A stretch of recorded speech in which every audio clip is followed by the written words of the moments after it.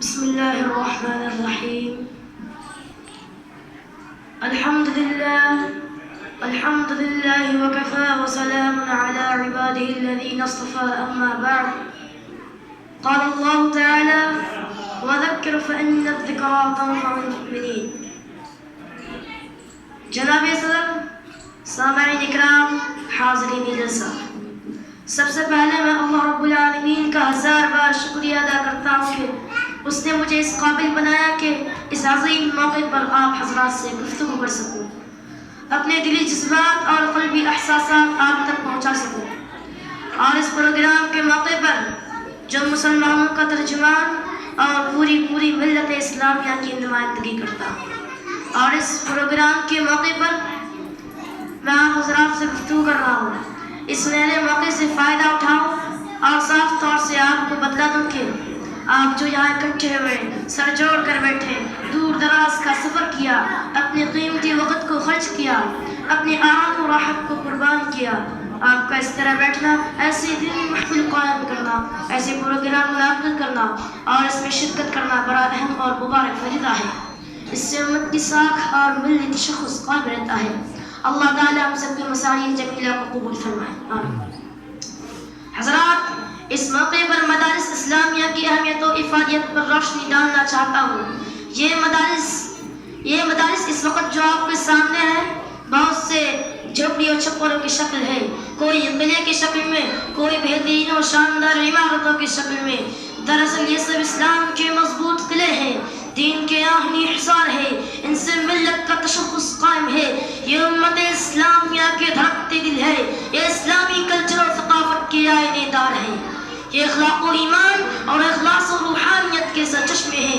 یہاں مردوں دلوں کو زندگی ملتی ہے، یہاں پیاسوں کو سرابی ملتی ہے، یہاں قلبہ کے قلوب میں اخوت و ہمدردی، مساوات و رواداری کی تخم ریزی کی جاتی ہے۔ اور سب سے بڑی بات یہ ہے کہ یہاں ان کے افکار و عقائد صحیح ہوتے ہیں، ان میں فکر آخرت پیدا کرنے کی کوشش کی جاتی ہے، آنے والی زندگی کے لیے اسے ٹریننگ دی جاتی ہے، اسے سوالوں کے جوابات یاد کرائے جاتے ہیں۔ دوستو، بہت سے حضرات اسے حقیقت سمجھتے ہیں کہ دنیا بہت ترقی کر گئی، اس میں بہت سی چیزوں کی ایجاد ہو گئی، اس کی بھی کوشش ہو رہی ہے کہ چاند، سورج اور ستاروں کو اپنے قبضے میں کر لیا جائے، طرح طرح کے انکشافات ہو رہے ہیں۔ ان سائنسی ایجادات نے بہت سی چیزوں کا انکار کر دیا، لیکن آپ سوچ کر اپنے دل پر ہاتھ رکھ کر خدا را مجھے بتائے، کسی نے استوں کے زمین کے ٹکڑے کا بھی انکار کیا ہے، موت کے وقت کو کسی نے 2-4 گھنٹے کے لیے مؤخر کیا ہے، سانس کی رفتار پر بھی کسی کا قابو ہوا ہے، زندگی بھی کوئی دوبارہ واپس لگا سکا ہے، گزرے ہوئے لمحات بھی کسی کے بس میں ہے۔ جب ہمیں اس کا یقین ہے کہ ہمیں مرنا ضرور ہے، حساب و کتاب بھی ہونا ہے، جس نے پیدا کیا وہ زندگی کے بارے میں سوال کرے گا، ان نعمتوں کے بارے میں پوچھے گا، قبر میں سوال و جواب ہوں گے، ان سوالاتوں کے جوابات ان کی مشق و تمرین اور ٹریننگ ہے۔ میرے محترم دوستو، مال و دولت، بہترین دنیا میں کالج، بڑی یونیورسٹیاں نہیں دے سکتی۔ عوام حکومت اور ماہرین قانون اس کے جواب سے قاصر ہیں۔ یہ جواب اگر مل سکتا ہے انہی مدارس و مکاتب سے، یہ سبق اگر حاصل ہو سکتا ہے انہی بورے پر بیٹھنے والے علماء کرام سے، اور کسی نے کمال عقیدت و ارادات کو ملحوظ رکھتے ہوئے سچ کہا ہے: تردامنی پہ شیخ ہمارے نہ جائیو، تردامنی پہ شیخ ہمارے نہ جائیو، دامن نچوڑ دے تو فرشتے وضو کریں۔ اس لیے سداباز زندگی کے لیے جہاں ہمیشہ رہنا ہے، وہاں کی تیاری کے لیے، عقائد و افکار صحیح و سنوارنے کے لیے ان مدارس کا ہونا ناگزیر ہے۔ حاضرین اکرام، مغلیہ سلطنت کے زوال کے بعد اسلام پر ایک ایسا دور آیا اور امت مسلمہ ایسے نازک مرحلوں سے دوچار ہوئی جس نے پورا ہندوستانوں کے مسلمانوں میں استراب و بے کلی کی فضا پیدا کر دی۔ ان پر ہر طرف سے لغاریں ہونے لگی، ان کے عقائد کو مسخ کیا جانے لگا، ذہنی و فکری ارتداد پیدا کرنے کی منظم سازشیں ہونے لگی، ان کے اقتصادی، سماجی اور معاشرتی زندگی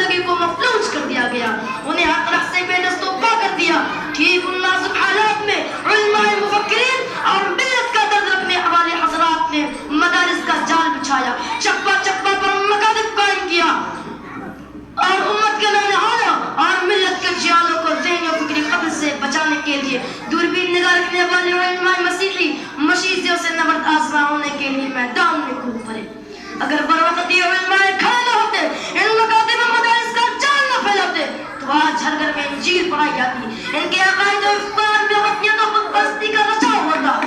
الحاظ اللہ دینیت کا گھر گھر مرکزی ہوتا. قرآن و افکار اسلامی سے لوگ کوسوں دور ہوتے ہیں. انہیں اپنے آقا سرور عالم صلی اللہ علیہ وسلم کی حیات طیبہ سے مقصد کرنا ہے. اپنی تاریخ اور کارناموں کو انہیں حوالہ تلک دی. ذرا ان مدارس نے وہ کارنامہ انجام دیا ہے جو ہمیشہ یاد رکھا جائے. انہوں نے مسلمانوں کو سنبھالا دیا, اپنی تاریخ, اپنے کلچر اور دینی اہمیت کا احساس دلایا, مسلمانوں کی ملیت تشخص اور ان کی انفرادیت کو برقرار رکھا. اس وقت جو چپا چپا پر مکاتب و مدارس قائم ہے یہ بہت بڑی نعمت ہے. یہ مدارس معاشرہ میں ریڑھ کی ہڈی کی حیثیت رکھتے ہیں. یہ پوری سوسائٹی کا مقصد ہے. یہ اللہ اس کے رسول صلی اللہ علیہ وسلم سے آشنا کرنے کا ایک ذریعہ ہے جو ہمارا آپ سب کا حقیقی مقصد ہے.